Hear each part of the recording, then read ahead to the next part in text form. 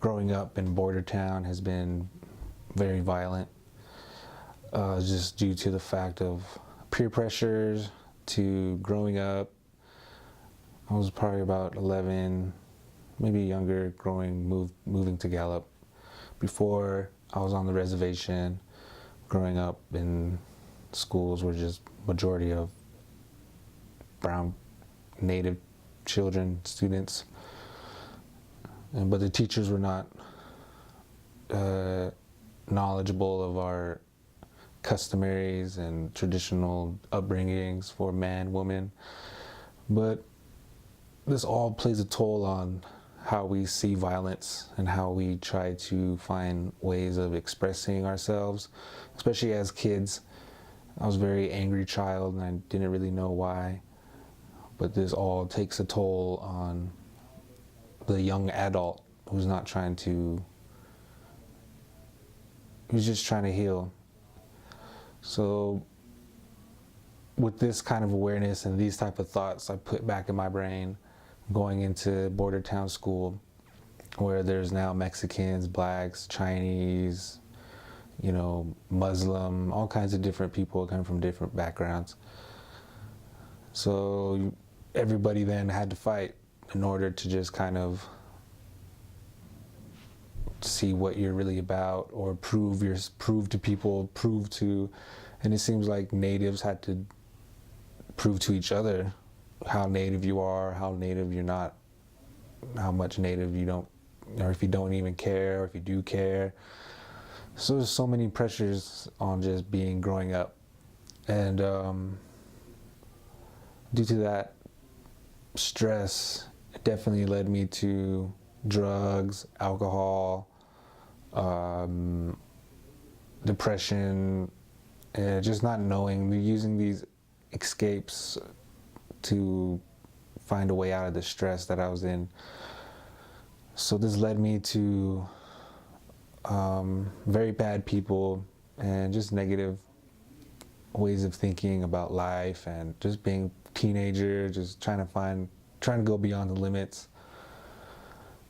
And it ultimately led me up getting shot at the age of 17 by another Native American male who was, I think, about a year or two older than me.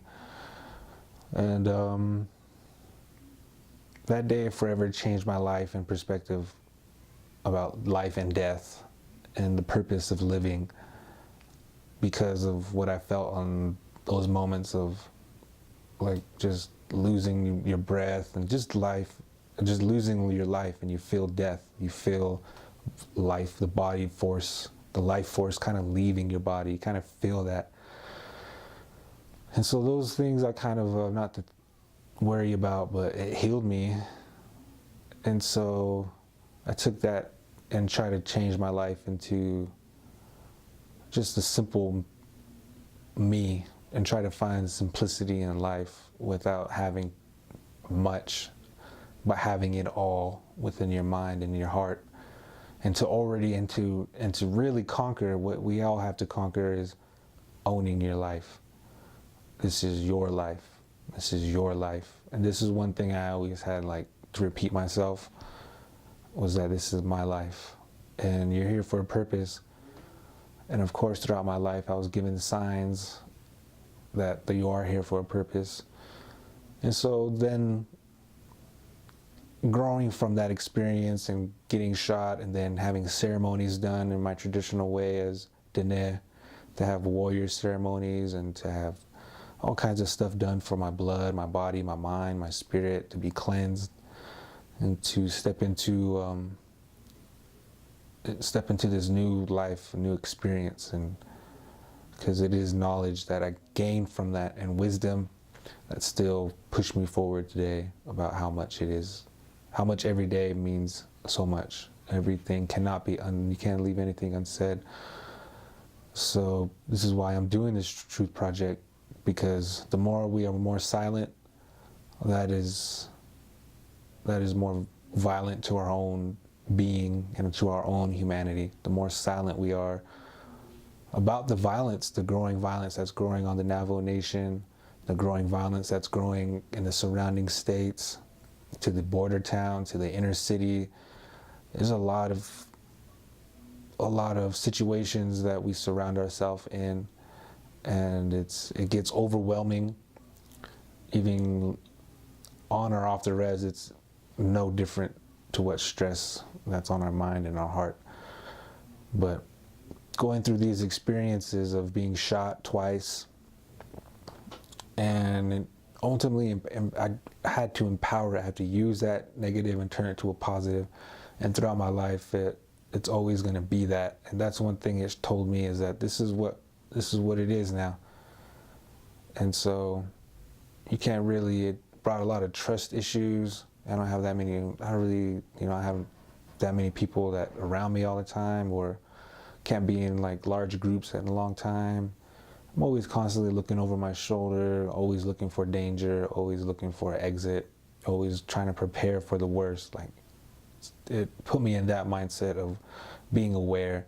That I don't feel it's bad, it's just we all have to be aware. Just in case anything happens, we know where to go, we have a route, we know it. And so that's one thing. It kind of made me numb to pain as well, and to death. And then it kind of made me just accept it. But in the long run, it affected me growing up now, as that happened to me when I was 27 in 2008. So now 27 in 2018, 10 years ago. So it definitely still has a big, sometimes it just, memories just come back, and it just kind of brings you down sometimes, brings me down sometimes. And the best way to use it is through my music.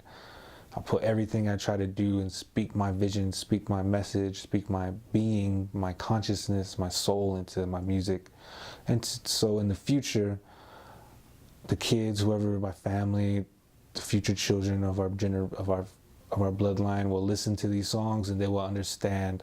And I have to be honest within these songs and these moments in my life and in my art, my craft, so it can cap the true essence of who I am as an Indigenous man in today's 2018 world. And this is what I'm going through at this age. So a lot of these songs captured my growth and my battles, internal battles, and the greater battle for humanity.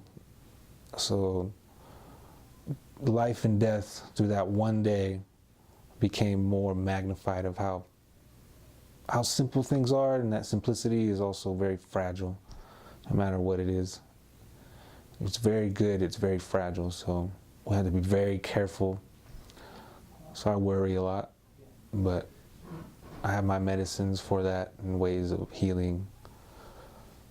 But the violence is only growing since then, since I've healed. But my friends, they're either dead, in prison, lost, homeless. A lot of them have kids. I was probably the only one that left Gallup that had no kids before I graduated and after I graduated. So right now everybody got kids, and a lot of them are not there for their kids. So it has like a whole nother thing, a whole nother level of who we are and how we see our hometown. And it's kind of sad, but I know that there's beauty there. Through that struggle, there's something very beautiful growing. There's